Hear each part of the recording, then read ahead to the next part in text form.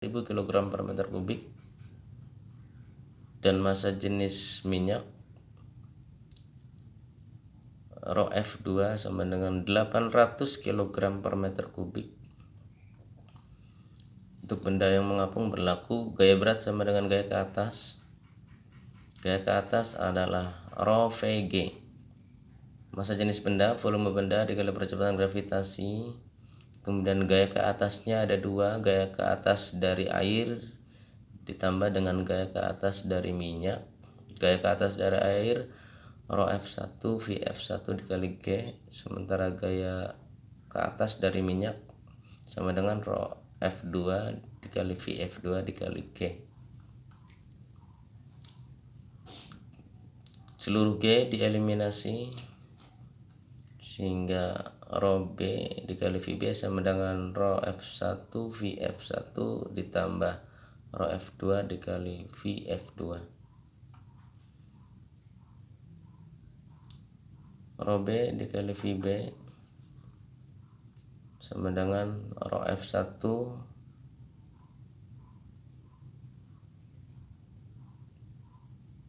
dengan volume benda yang tercelup dalam air atau fluida 1 0,45 Vb dan yang tercelup di dalam minyak sebesar 0,2 Vb.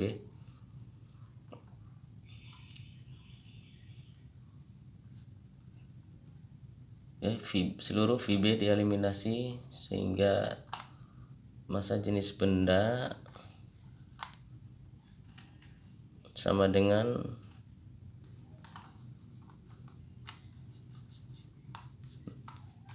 0,45 dikali massa jenis air 1000 kg per meter kubik, kemudian ditambah dengan 0,2 dikali massa jenis minyak 0,45 dikali 1000 sama dengan 450, kemudian 0,2 dikali 800 sama dengan 160, sehingga menghasilkan massa jenis benda adalah 610 kg per meter kubik.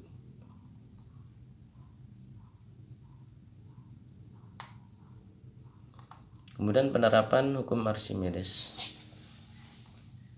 Yang pertama adalah hidrometer, adalah suatu alat yang digunakan untuk mengukur massa jenis zat cair. Bentuknya hampir sama dengan termometer, hanya saja bagian bawahnya lebih besar. Ini bagian bawah yang berwarna hitam ini adalah serbuk logam sebagai pemberat, sehingga ketika dimasukkan ke dalam zat cair ini bisa berdiri dan secara vertikal. Nanti massa jenis fluida atau zat cair itu dengan melihat skala yang ada di bagian atas ini. Ini skalanya. Berikutnya ada kapal, baik yang menggunakan mesin ataupun layar. Ini dapat mengapung di laut atau di sungai atau juga di danau dengan memanfaatkan gaya Archimedes atau gaya ke atas. Bagian dalam kapal atau perahu ini yang tidak terisi air, sehingga sebagian besar adalah udara, menyebabkan gaya ke atas lebih besar daripada gaya berat kapal. Ini yang menyebabkan kapal atau perahu dapat terapung di dalam air, di permukaan air. Ada lagi galangan kapal. Ketika kapal akan diperbaiki, maka diangkat menggunakan suatu alat yang namanya galangan kapal. Kalau dilihat dari depan seperti ini.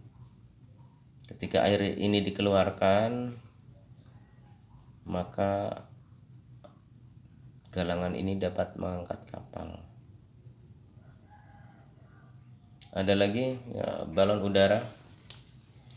Ini di dalam fluida yang digunakan adalah udara, sehingga melayangnya benda di udara kita biasa sebut dengan terbang. Kalau gaya ke atasnya lebih besar dari gaya berat, maka balon akan melayang di udara.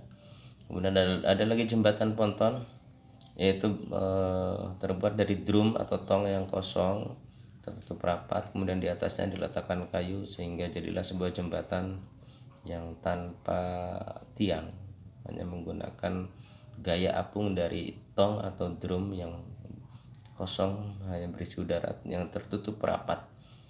Kemudian ada lagi kapal selam yang dapat mengapung dan melayang di dalam air.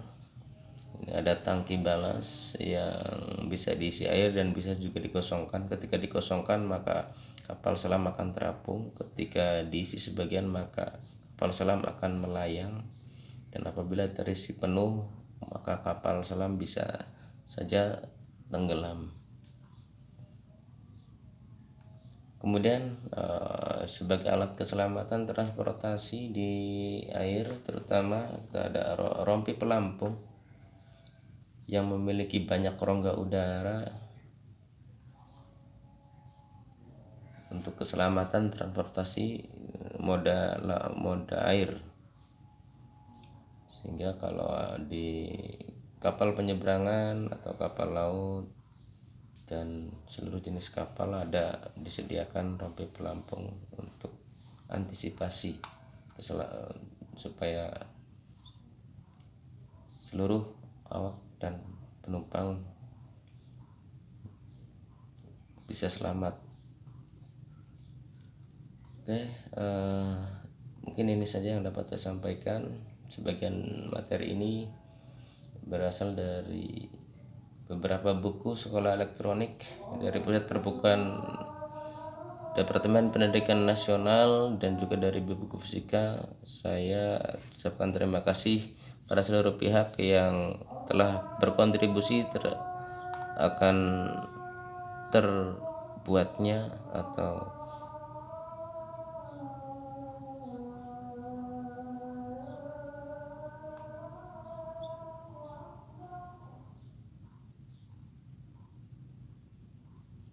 terima kasih terhadap semua pihak yang berjasa dalam pembuatan video ini, dan terima kasih untuk yang sudah menyaksikan.